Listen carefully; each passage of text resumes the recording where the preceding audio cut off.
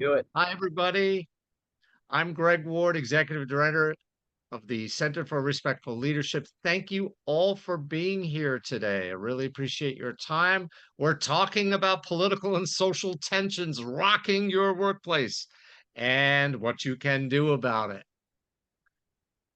So, who is this next hour for? Folks in the C-suite, leaders in HR, leadership development, diversity, equity, inclusion, learning and development and training, and folks who focus on organization and cultural development.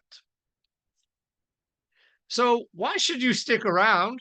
Why should you stay with us? Well, I have a promise to give to you, and that is I'm going to provide you with some useful data and information that I think will be helpful given our current topic and situation in the world right now. I'm going to give you a practical, proactive approach that you can use in your workplace to help address these challenges. Examples of things that can be said in the moment or when incidents occur in your workplace, and techniques for offering after incident feedback. And then at the end, I'll offer you an opportunity for a coaching with me. Now, who am I? I am the executive director of the Center for Respectful Leadership. I've been doing this work for a very, very long time. I actually got my start as a trainer for the New York City Police Department back in the 1980s, which makes me very old, but age is just a number in the mind. So I feel young and spry, and I play tennis almost every day, and I feel pretty good. I also served as a correspondent overseas in Europe for over 5 years for BBC Radio and a number of newspapers and magazines. And I was really fortunate to get the chance to go to Berlin and cover the fall of the Berlin Wall in 1989. It was an amazing experience, and I have a piece of the wall that I brought back with me. It's not very big and it's not worth very much. I checked it out online, but to me, it's absolutely priceless. I also serve as an executive coach. I've been doing that work for a very long time as well. I worked with the Center for Creative Leadership for many, many years. And I am an author and writer. My book, The Respectful Leader, was published by John Wiley and Sons in 2016. I was super fortunate to have them pick it up on spec. I didn't expect them to do that. And then suddenly Amazon named it a best book of the month on the very first day of its publication. It immediately became a bestseller. And then shortly afterwards, it won a gold medal in the Business Fable division of a very prestigious business book competition, and I was so proud of it. Hung it on my wall, and there it is. And so I just feel really fortunate and blessed that that has happened for me. I also have been doing this work in terms of developing workshops and leading keynote discussions. I've done it over 2,500 times for major corporations throughout the US and Europe and the Middle East. Companies include ADP, Booz Allen Hamilton, Bristol Myers Squibb, Federated Department Stores. Hello, Jocelyn. Welcome aboard. Good to see your name there. So glad you're with us. Harley Davidson, Ford, Intel, Kaiser Permanente, Qualcomm, and the US Navy and Warner Brothers Studios are among the clients that I've had the good fortune to serve over the years. And in general, I do my utmost to walk my talk when it comes to respect. It's not easy sometimes. And we're going to talk about that, about why it's not so easy to do that right now in this politically charged climate that we're in. But first, who are we? Who's the Center for Respectful Leadership? Our mission is to support leadership and organizational transformation through the positive power and measurable impact of respect. We lead keynotes, we do seminars, we do learning and development programs on respect and respectful leadership for many different kinds of organizations. We have a brand new assessment. It's an employee engagement assessment that focuses exclusively on respect. We're the world's only organization that has an assessment in that regard. We also provide individual executive coaching and also group coaching on respect. We do a lot of research. You're going to get the benefit of some of that today. And we specialize in using live professional theater in our training programs and experiential learning on respect. We also conduct alternative dispute resolution services, what we call restoring respect and coaching for respect. So we do a lot of things here at the center. So, what's going on right now? Let's get to it. As you can see, these are headlines ripped from the news right now today. I pulled them all this morning. Look at that top one in the Daily Beast. People who are going to be watching the debate tonight want to see blood. America braces for a car crash debate. Also, you see all sorts of political operatives making all sorts of comments about the other side. And we're seeing all sorts of repeated information and disinformation in every kind of media, every way, shape, or form. So there's a lot going on right now in both the regular media and social media, and it's really hyperbolic. There's a lot of intensity right now. And quite frankly, why? Because it drives eyeballs, it gets people to look. There's a lot of research that tells us that we're not as far apart as the media would have us believe, that Americans are actually united in many different beliefs. However, the media, in order to drive eyeballs, likes to point out our differences and say how divided we are. Well, politicians may be divided and the media may be covering that. But at the end of the day, most Americans actually are much more unified in their beliefs than the media would have us believe. So, what else is going on? There's a lot of fear right now, regardless of your political affiliation or anyone's political affiliation. I think we can all agree the stakes are very high in this upcoming election, and both sides have been accusing each other for some time of potentially destroying America as they know it and love it if the other side wins. So that accusation is being thrown by both sides, and it can generate an enormous amount of fear. And quite frankly, that's what it's designed to do. It's what fear does drive people to the polls. There's also, our research indicates that we are experiencing the highest level of what we call public disrespect, where people are behaving uncivilly towards each other, disrespectfully in the public space, in grocery stores, on the street, in public gatherings, you name it. There's more public disrespect going on right now than there has been since the height of the Vietnam War. And one of the big differences between then and now is we didn't have these things back then constantly pinging us and telling us what's going on in the world. And how many of you, just a quick show of hands, either hold up your hand or do a virtual hand, how many of you are checking the news on your device on a regular basis? How many of you are checking the news? Okay. Okay, I'm seeing quite a few. And how many of you are deliberately not checking the news because it's just too disturbing and problematic and that you'd rather avoid it if you can? It's okay. Let me see a show of hands. It's a very human response to what's going on right now. My mother used to say, I don't watch the news because it's all bad. Now, there's a reason why, as I said, it's all bad. I used to work for an editor in the UK who used to be the editor in chief of one of the tabloids. And he used to say at our editorial meetings, quite simply, hey, everybody, if it bleeds, it leads. And what that means is if there's conflict, if there's upset, if somebody's hurt, somebody's killed, if there's trauma, if there's an explosion, it's always going to be first because that's what people read the newspaper for. They get attracted to that stuff. The other thing is that we are constantly looking at a wide range of media. Back in the day, there were four, maybe five major networks. And when I'm talking back in the day, when I was a young man in the 70s and 80s, there were maybe five major networks. Now we have so many different news media channels. All are competing for our eyeballs. So they know that the algorithms on social media will drive us to look more at social media if it is filled with, as it says, bleeds, it leads. And then also the amount of disinformation and information which is being pushed at us all of the time. And some of that is being spread by outside influencers, other countries, other nation states, and other so-called bad actors. They're deliberately spreading misinformation, telling us how divided we are from each other. So this is just this constant churn of information and disinformation and upset just coming at us. And those of us who work professionally in HR and learning and development, we understand these dynamics of what's going on. The problem is a lot of our employees don't.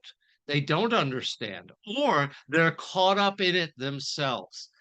Other factors which are involved in what's going on with our tensions in our workplaces right now is the aftershock of the pandemic and the great resignation.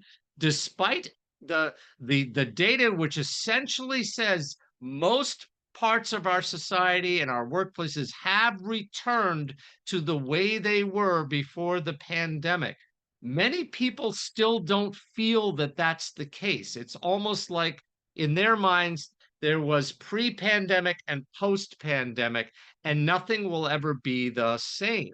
And so they see it in a kind of negative light. And of course, media underscores that feeling over and over again.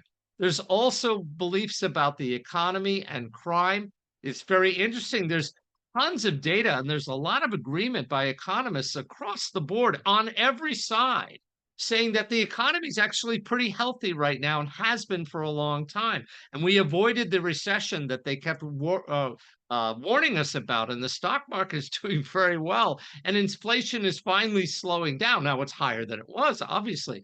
And the homicide rates, it's so fascinating. People are always saying, oh, homicide rates are up. Well, that's actually not true, but people believe it. And so what we're seeing here is a kind of separation from reality by many, many Americans, again, on both sides of the aisle. This is not just one side or the other. Everyone has belief structures that aren't necessarily grounded in fact. So all of this stuff comes together and creates a fairly volatile environment. So I have a question for all of you. Is this happening in your organization? Are you seeing friction between individuals and or groups in your organization who are aware of each other's political affiliations? Are they starting to rub each other the wrong way? Are people making stereotyping kind of comments about, hey, Republicans are like this and MAGA are like that, and Democrats are like this, and liberal and progressive, and they're making these kind of sweeping assumptions? Are people sharing their views on hot button issues with each other in the workplace, in casual conversations before a Zoom meeting starts? Are they getting into arguments as a result? Are people making snarky comments to like-minded individuals about other colleagues or politicians or political parties and movements? And are you sensing many other people who are really uncomfortable with this and are bystanders, and it just makes them super uncomfortable, but they don't say anything or they don't do anything out of fear? So how many of you are sensing some of this stuff going on? And could you talk a little bit about what you're sensing? Anybody sensing this? Love to hear from you. Go ahead, just raise a hand.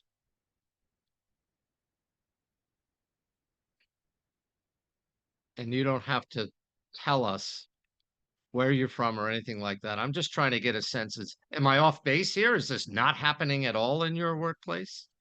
I'm curious.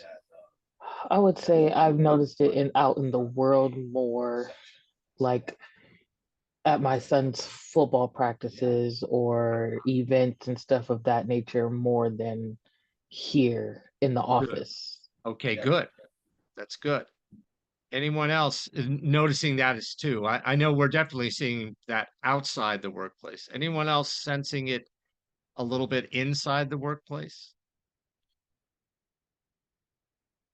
We are sensing from our clients who have remote workers all over the country and all over the world, uh, sometimes they'll get into a conversation, sort of a genuine, how's it going there?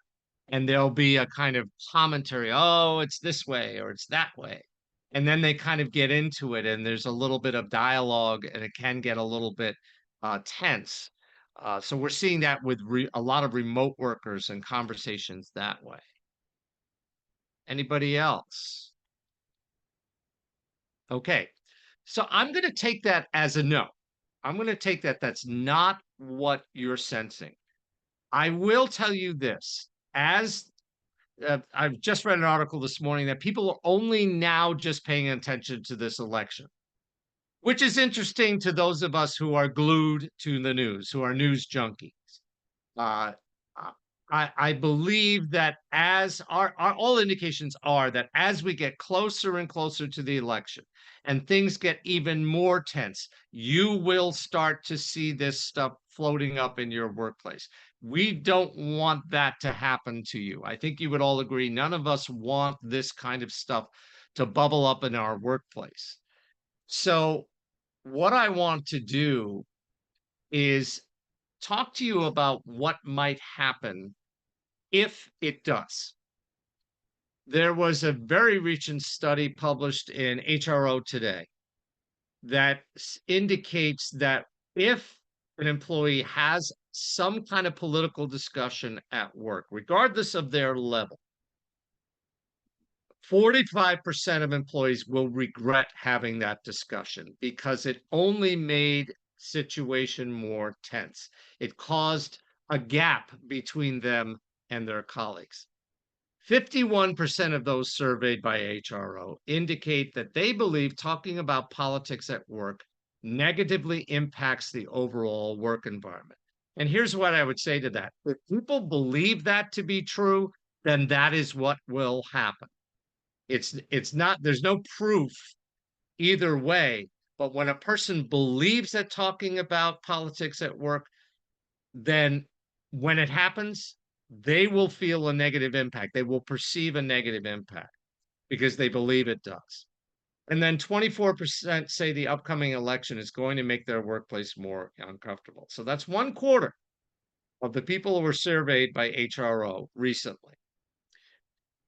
So it can be very, very costly.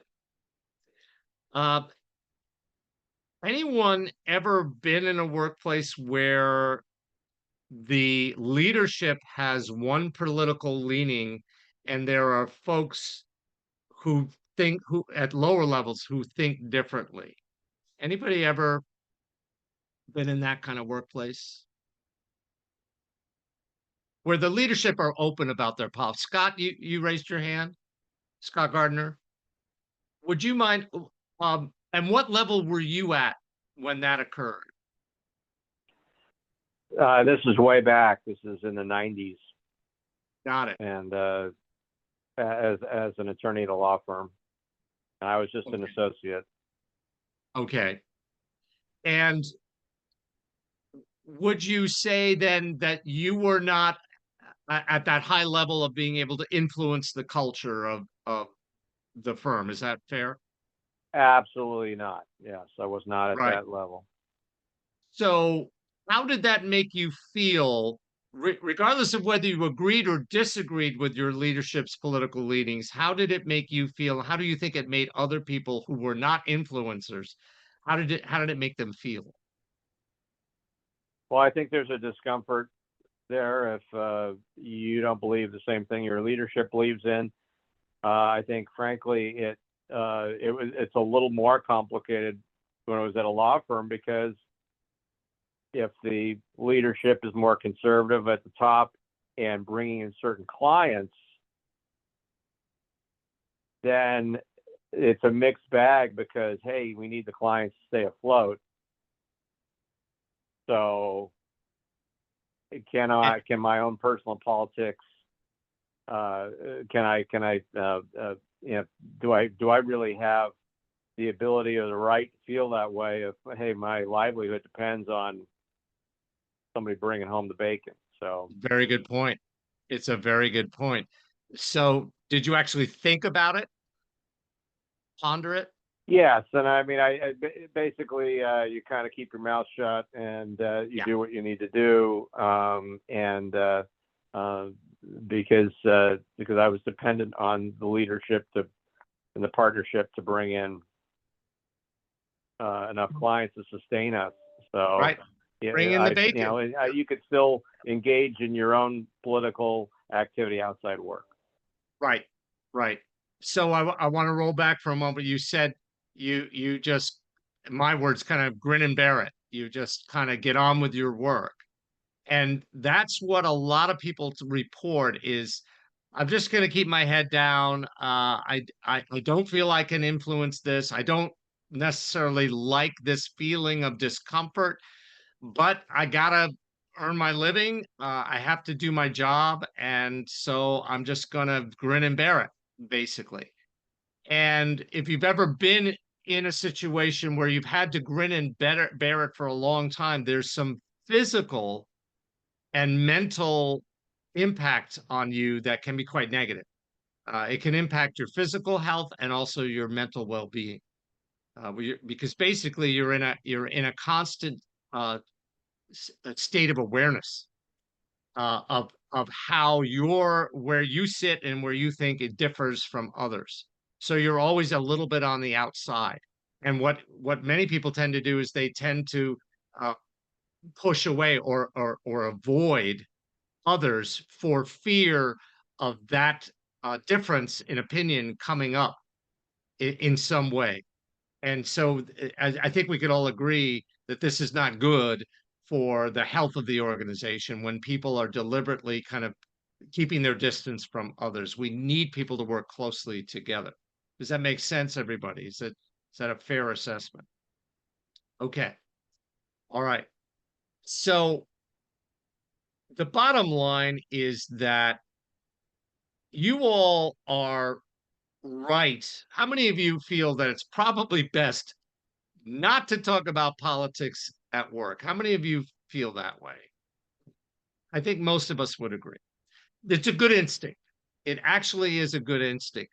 At the end of the day, unless you're a political campaign advisor to a politician, unless your work is about talking politics, really very little good is going to come from talking about politics in the workplace. It almost always is going to engender some tough feelings and create friction. And that's the last thing what any of us want. The place where we tend to not act well enough and with robustly enough is we tend to just hope and pray. We say things like, let's not talk politics at work, and we hope that that's enough. But I can guarantee you that in this election season it will not be enough. As things get more and more heated, it is without question not going to be enough. So we want you to consider taking a proactive approach, and I'm going to give you some details on how to do that. We also want you to consider equipping what we call upstanders or champions of respect with the language that they can use to handle an incident or an outburst or political discussions that occur in real time. We want them to be equipped to be able to do that respectfully and confidently.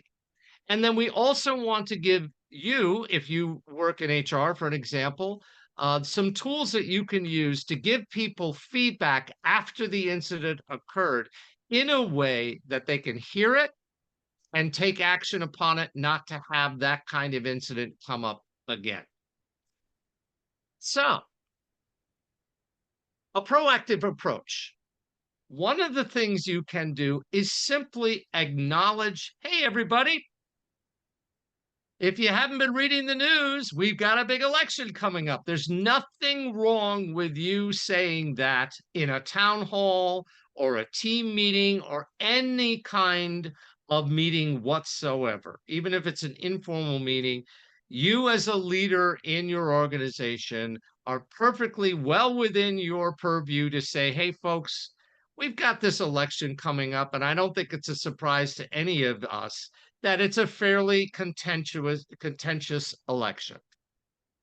Then what we want you to do is set expectations. Here's what we expect. We expect, for example, that you will all avoid political discussions at work because, as we know, it can cause tension, and we want all of us to be working well together.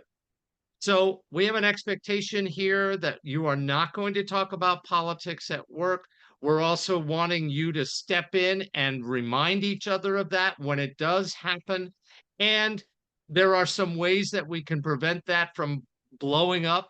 And we'll talk about that later on, and we'll also equip some people with ways to do that. So the most important thing about acknowledgement is saying, hey, we know it's happening. We're not hiding under a rock. And secondly, to set expectations of what you want, what leadership, what the organization wants from everyone when these things happen, when these discussions could come up. The second part of the proactive approach is we want you to identify and train what we call upstanders or champions of respect. Often they work in HR, but they don't have to be in HR. They could be anybody who understands how incidents like this can cause problems. Somebody who is willing to step up in the moment and say things that will de-escalate the situation and make people more comfortable and meet expectations. There's always a few people. We want you to make the effort to find those people. Many of you have been leaders in your organization for a time. You know who they are. You know who's willing to stand up and say something and handle something appropriately. So go to them and train them. Give them the language that they can use to address these kinds of incidents. So, for example, an upstander, if they hear someone make a so-called joke, a political joke, or a disparaging remark about the other side or about a politician, the upstander will hear something and say something. They will not hesitate. They might say, that's not funny if it's a so-called joke, or we don't talk that way here, or I don't appreciate those kinds of remarks, or I don't find that funny at all. Those are the kinds of things that the upstander can say if they hear a joke or disparaging remark. Another thing they could say is what I said before that you say in your town hall meetings. I think we can all agree that this is a contentious election. And don't say but you could say but and works better. I think we can all agree that this is a contentious election. And we're not going to solve that here. We need to focus on our work and working well together and not let politics get in the way. So there's nothing wrong with anyone saying that. The really powerful things is when people who are not upstanders, not champions of respect, back them up. So if you hear somebody, and again, you can train people to do this. If you hear somebody say, hey, folks, I think we all can all agree this is a contentious election. We're not going to solve it. Can we please get back to work? Then back them up. That's right. Yes, let's get back to work. Or that's right. We don't talk that way here. I agree. It's not funny. So an upstander is usually speaking out loud what others are thinking. So we want you to coach people to say something when an upstander speaks up. We want you to coach people to back them up. 9 times out of 10, if an upstander says something, then a few other people in the group back them up with this kind of language, that discussion ends. That is it. It almost never gets worse. The trick is finding people who are willing to stand up and say something and be an upstander. So you want to identify them in advance. The other thing that might happen on occasion is the person who has made the remark might push back. And they might say something like, oh, come on. Are you kidding me? Everybody knows that so-and-so's a jerk. Everybody knows this. Now, that's a very common phrase. The upstander needs to be trained to say, hey, Scott talked about this at our leadership meeting. He talked about this in our town hall. We need to be careful about these conversations. We've got expectations around this. Surely you remember what they said about this. So you're going to want to remind the person who made the comments about what's already been said, the expectations that have already been set prior to the incident occurring. And one of the other things an upstander can say, and even a bystander can say, is, you know, this stuff has a negative impact. You realize when you talk like this, it has a negative impact, not just on me, but on others here. Now, if you're dealing with a normal sort of in the continuum of normalcy, a rational, reasonable person who just happened to let loose with their political remarks in front of others, 9 times out of 10, even if they push back and you say something like, hey, the company has an expectation that we're not going to talk about this, they're going to say, you're right. And I'm sorry, that's it. Okay, I won't say anymore. And that'll be the end of it in the public space. I'm just curious, are there any other techniques that any of you have used or are familiar with that you want to add to the conversation? Because I know you've all got a lot of experience. Anyone have any additional techniques that you can add?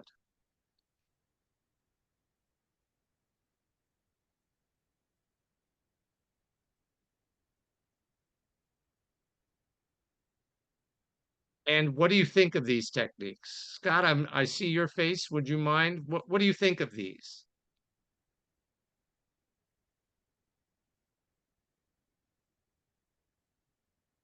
I think there are 2 Scots on here, but I'll say Oh, my apologies. something. Yeah, no, I think it's reasonable to set expectations. I mean, I work now for the judicial branch, so we aren't supposed to say anything. So we have those kinds of expectations that we're not to have these conversations during working hours with colleagues. So, right. Got it. Got it. So these seem reasonable to you. And do most people abide by the expectations that have been set in your workplace, Scott? yes. They do? That's good. That's great. Anyone else have some thoughts on these? Do they seem reasonable and workable? Dennis, hey, hello, my friend Dennis. Thanks for joining us. I don't know if you can hear me or not. Or Jocelyn, it's good to see you too. I'm curious what either of you think about this. And it may be that you're. Hey, Jocelyn.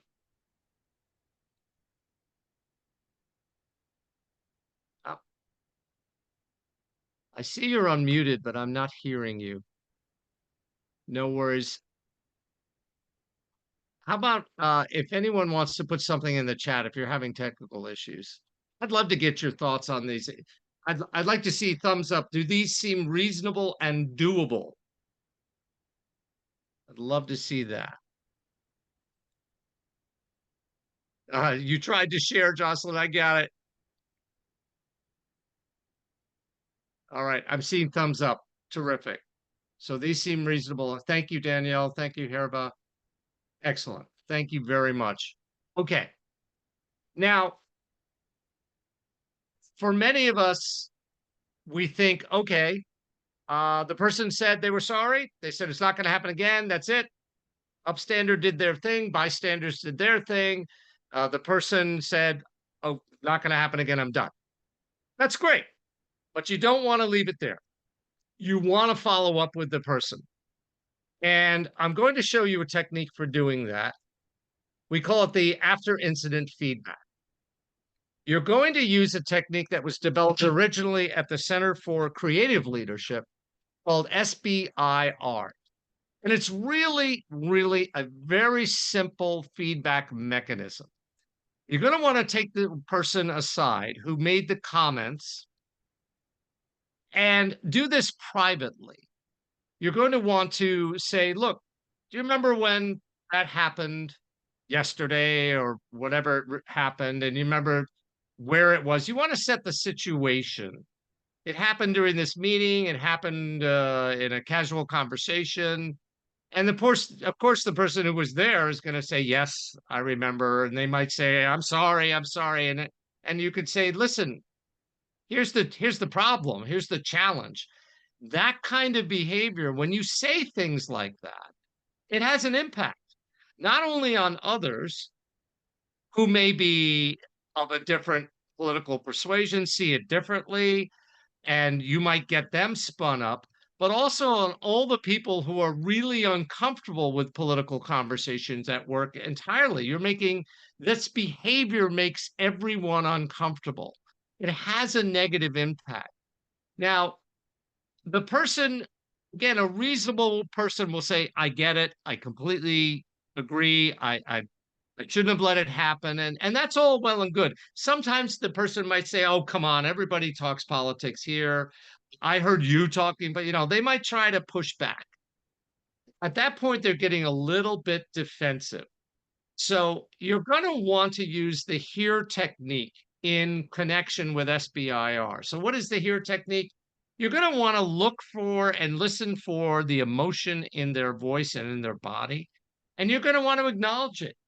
You're going to say something to the effect, look, I know this conversation about what happened and the behavior makes you uncomfortable. I get it. I know you're frustrated politically. I get you. I get you're passionate about your work, and I get you're passionate about politics. I get it.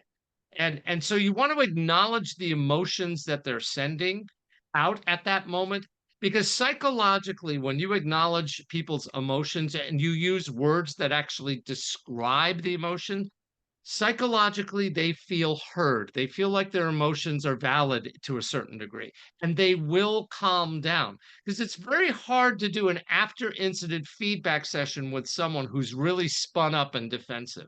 So your goal in using the hear technique is to get them to calm down and to listen to what's the feedback in a way that they can take it on board, consider it, and move forward in a different direction.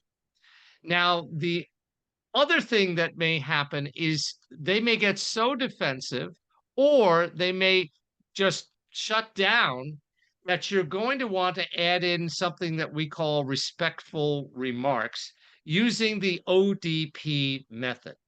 So what is the ODP method? Really simple. The O stands for obtain openness. For example, when you go to give somebody after incident feedback, you might say, hey, Darren, my friend, would you be open to having a conversation of what happened yesterday in our meeting? And if Darren works for me, very likely he's going to say yes. I'm open to it. But he also might say no. And I'll say, okay, now is not a good time for you to talk. I can tell. What do you like at 1:30 this afternoon? Because you're not going to want to let Darren off the hook. You're going to need to give him feedback. But by giving him the choice, by saying to him, hey, would you be open to having this conversation? Would you be willing to have this conversation? He's more likely to feel like, okay, well, I have a choice in the matter. And when people are given choice, they're going to be calmer.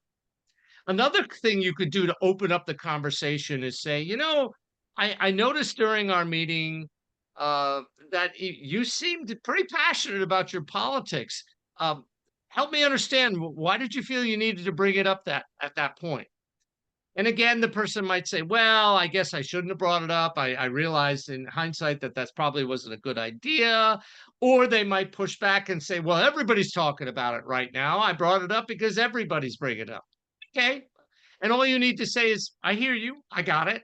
You're not giving a judgment, right or wrong. You could also say, after you've gotten them open to the conversation, you could say, would you be open to another point of view? And you'll notice there's an asterisk there.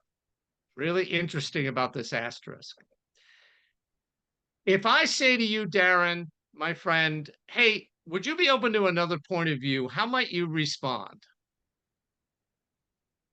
I could respond absolutely, or I might actually say, no, not so much, actually. Okay. And if you said, yes, I'm open to it, whose point of view do you think you're going to hear? Yours. Yes. The asterisk signifies that you're not going to give the person your point of view. In fact, I'm going to give you your point of view. I'm going to say, you know, Darren, some people feel that the Republicans are this way, the Democrats are that way, Biden's this way, Trump's that way. Some people feel that way. What I've done is I've reflected your own point of view back at you. So why would I do that? Psychologically, what happens with Darren, everyone, is he hears his point of view coming back at him. And he says, oh, well, at least somebody can hear my point of view. Somebody sees it. Now, I'm not going to say it in a way that I agree. I'm just going to say some people have a point of view that's this. And Darren's going to say, yeah, well, that's my point of view. I said, got it. I got it. I understand that. So I wonder if you've thought about how that point of view might be different from other people. And again, if Darren's a reasonable human being, which I think you are, Darren, you might say, well, yeah, I can see other people might have different points of view. And then that's an opening, everybody. Because then you could say, well, what points of view might they have? And Darren, what might you say? Let's just say you think, I don't know, Biden's too old to be president. And I say, so I hear you. You have that point of view. I wonder if you thought about the opposite point of view. What might that be? Mm-hmm. Yeah, it would at least open it up in my mind to start thinking about it. About other possible points of view. That's the trick, everyone. You'll get someone open to the discussion if first you let them know you've heard their point of view, not necessarily agreed, but at least heard. And then you can open up the discussion to other points of view. Now, let's say they get a little defensive, which is entirely possible when you're giving them the SBIR feedback. One of the best things you could do is tell them what you respect them for. Darren, my friend, I respect you for your attention to detail. You are amazing. Now, I don't want to BS Darren. I want to tell him what I truly respect him for, because how many of you have a really good BS detector? I should see all the hands go up. So if I try to say, hey, Darren, you're this wonderful human being, you walk on water, Darren's going to go, don't BS me. But if I truly respect him for his attention to detail, which in Darren's case, he works with me, I totally respect him for his attention to detail. It's amazing.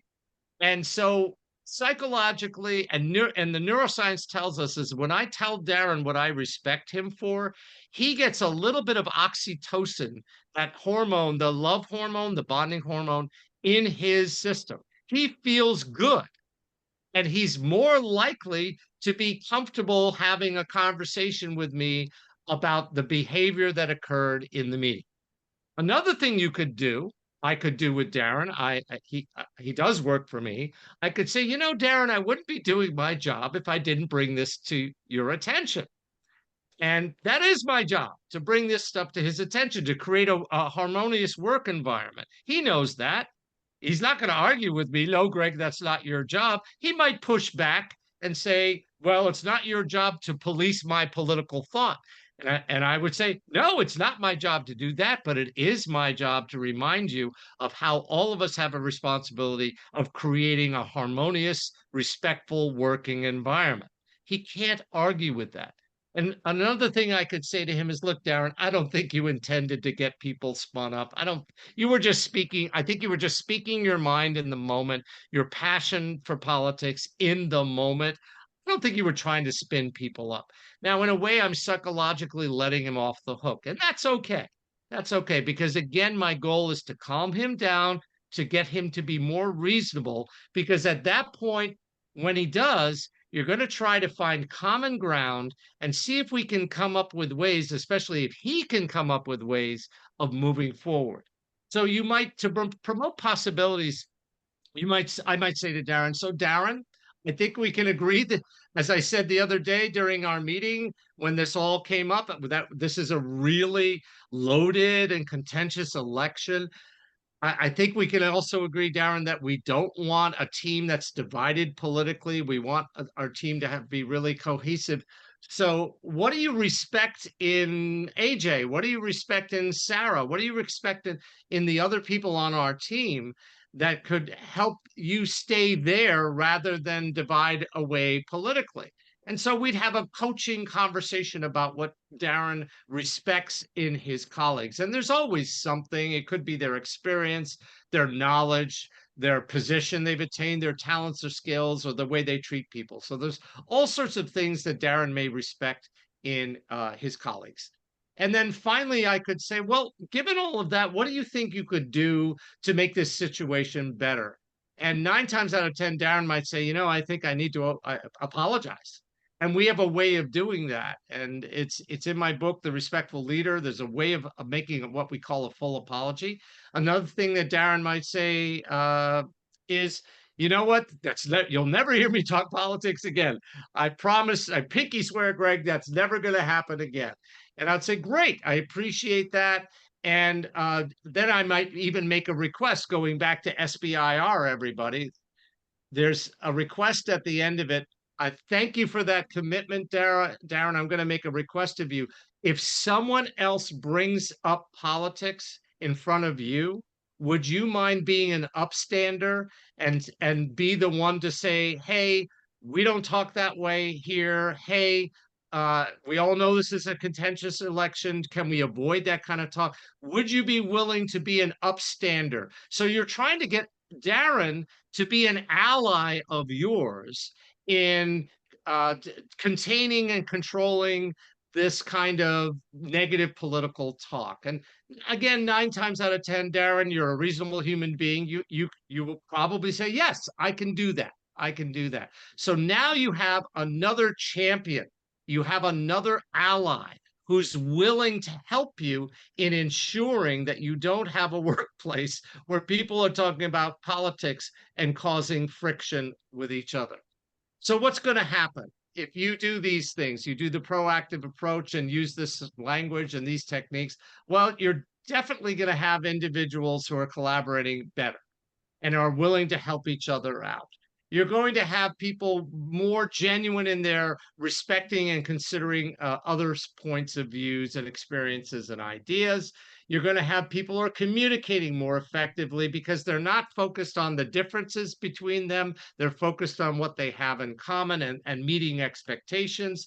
You're going to have reduced conflicts, and you're going to have an increase in respect using what we call the platinum rule. You've probably all heard of it. Do unto others. The golden rule is do unto others as you would have them do unto you. The platinum rule is do unto others as they would have you do unto them. When we have an expectation here at this organization that we're going to keep politics at bay and not talk about that kind of stuff, you're basically saying we want people to be done unto the way they want to be done unto. Nobody wants to get involved in a deep political conversation at work unless they're doing it deliberately. And that's a whole separate kind of human being that you must handle very, very directly and clearly. What we found is that when people feel that they are working in a respectful environment where there is proactive around these discussions and people are upstanding, they are 63% more likely to be satisfied with their jobs, 55% more engaged, 58% more focused, and 100% more likely to stick around. And so today, I promised you in our last few minutes, just a quick review. I promised some useful data and information. I also promised a practical, proactive approach to dealing with political discussions at work, examples of things that could be said in the moment, and techniques for offering after incident feedback. So now I'd like to give you an opportunity for coaching. Essentially, here's the choice. You could implement all of these, fantastic. We will send you the recording after the fact. Please request it. And it's great if you go forth and use these techniques, fabulous. And if you feel it would be helpful to have an outside perspective and some coachings and some help, here's how it would work. Essentially, what we want you to do is take out your camera and point it at this QR code that you see on the screen. What will pop up is a Calendly link where you can select a day and a time to meet with me. We've also put that link in the chat. And answer a few questions. Then there'll be a 15-minute Zoom call in which I will ask you more about what's going on and offer some coaching. I will not do any selling on this call. I'm really here just to help. And even if you wanted to pay me for my help, I won't accept it. And if I can help you, great on that call, fantastic. And if you'd like more help, then we'll set up another call to discuss how that looks. So with that, I still have a little bit of time. I'm curious if anyone has any comments or questions for me, fire away. Please don't hesitate. I'll hold for a moment.